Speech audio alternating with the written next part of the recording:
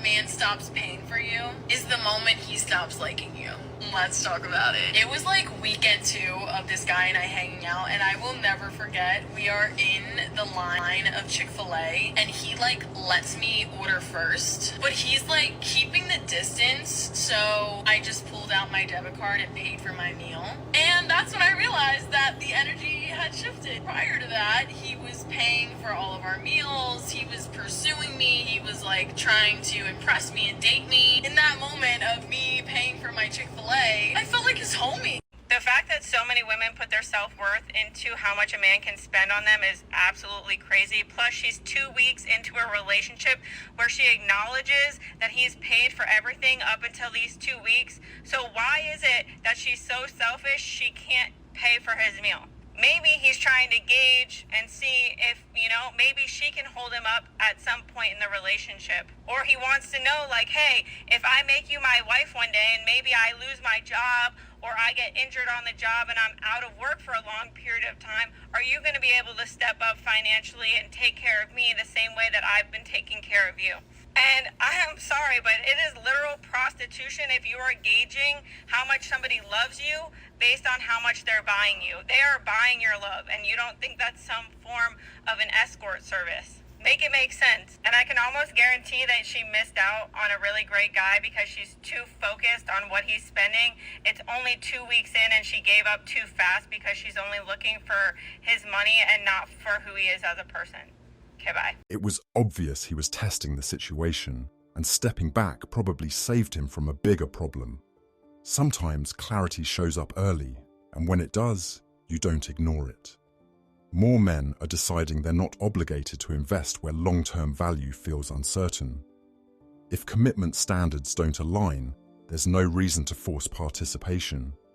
At that point, choosing to disengage isn't dramatic, it's disciplined. So for all the men out there who are like, oh, women don't want to chase us anymore because they're all boss babing their way through life and they're financially independent. Most of us are broke as fuck. Most women like myself are struggling financially in this economy. Half of my wage goes towards rent. And despite this, many women still don't want to find a man. Not because they're thriving. I'm certainly not thriving. I'm fucking flirting with financial ruin. But would rather be broke and alone than with you going 50-50, putting up with your bullshit and giving us the bare minimum. We are over it. Content like this is useful because it highlights patterns early and lets young men decide what they're willing to participate in. If the expectation is that you fund everything, absorb the attitude, and overextend yourself, that's a clear signal. Especially when equal suddenly disappears the moment standards apply both ways. Staying single isn't a loss if it protects your peace and your finances. Build smart, invest wisely, and move on your own timeline. Unpopular opinion. A lot of women require a man to meet their financial needs, but they can't meet a man's needs, and his needs are actually free. He wants you to be loving, respectful, caring, kind, loyal, show some affection, actually initiate sex here and there, show him that you want him, know how to say I'm sorry, take some accountability, listen whenever he speaks. And you can't do any of these free things, but you expect for that man to provide your lifestyle. Take care of your friends whenever y'all all go out and about, because that seems to be a new thing going around. Make sure that you are taken care of. Your hair's done, your nails done, you got a new car, your rent paid, all your bills is handled. But you can't meet any of his needs, and his needs are actually free. Really? When I say that shit out loud, don't it sound silly?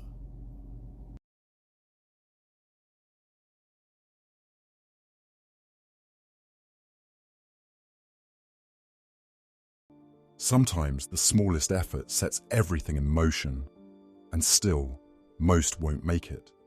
It doesn't take much, just initiative, yet the hesitation says more than words ever could, and instead of forcing it, some people simply step back and observe. There's women out there that will walk away from a good man talking about, oh, he wanted to go half on rent. He wanted to go half on... Facts. Like, that is... You know how fatuous and name that is to say he wanted to go half. First of all, you are responsible for 100% of your life as an adult. 100% of your problems, 100% of your bills, 100% of your stress, and you mean to tell me you had a man right there like, I'll take half of that from you. And you was like, that ain't good enough. Right. I want you to take it all. I don't want to have no responsibility as an adult. And that is financial abuse, and that is feminine manipulation and abuse. So then, fellas, you need to walk away. It's interesting how independence is emphasized right up until the check arrives. There's a pattern where responsibility gets talked about in theory, but avoided in practice, with the expectation that someone else will fund the experience. That dynamic feels less like partnership and more like convenience. If reciprocity isn't part of the equation, the interest usually fades. Equality only works when it applies to effort as well as benefits. Okay, girls, we do not want to date a man in finance. I can explain.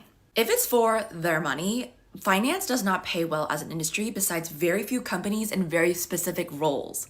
Like someone who's in wealth management is gonna make a way different who's like a quantitative trader. Even some of the top firms like Goldman Sachs, they do not pay their people very well. They're going to have a really bad work-life balance, meaning they're always going to be working and emotionally not available for you. This is not everybody, but these are just common things I've noticed. Also find that they really try hard to keep up with this like finance bro lifestyle. So whether it's going out, spending a lot of money on fancy things, which all means like less time for you and less, gifts for you. I often find that their coworkers and friends attract other like toxic male finance bros, even if your partner or your person is not like that.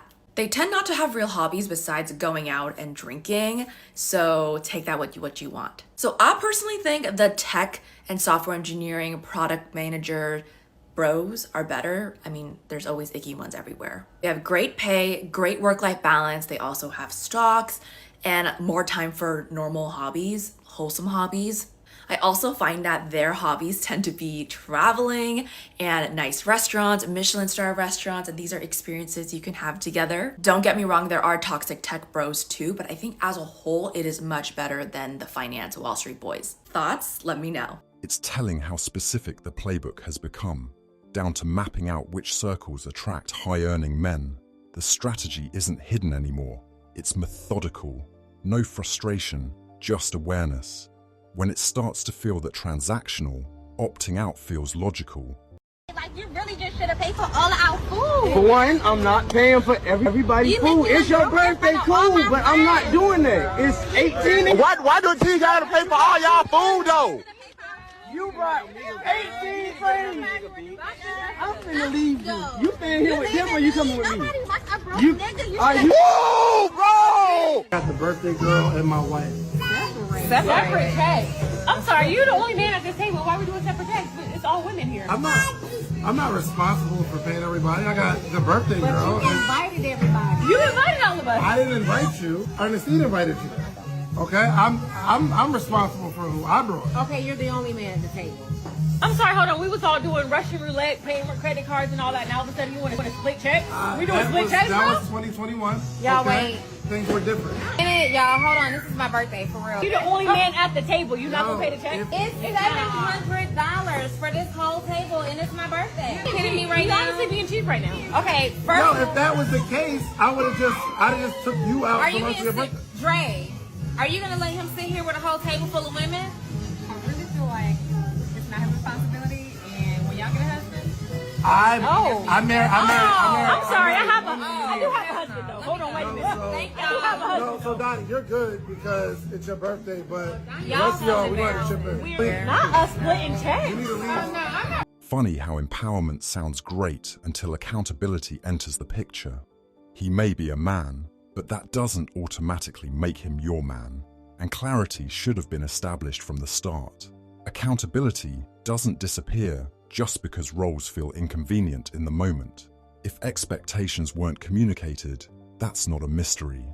It's a conversation that never happened.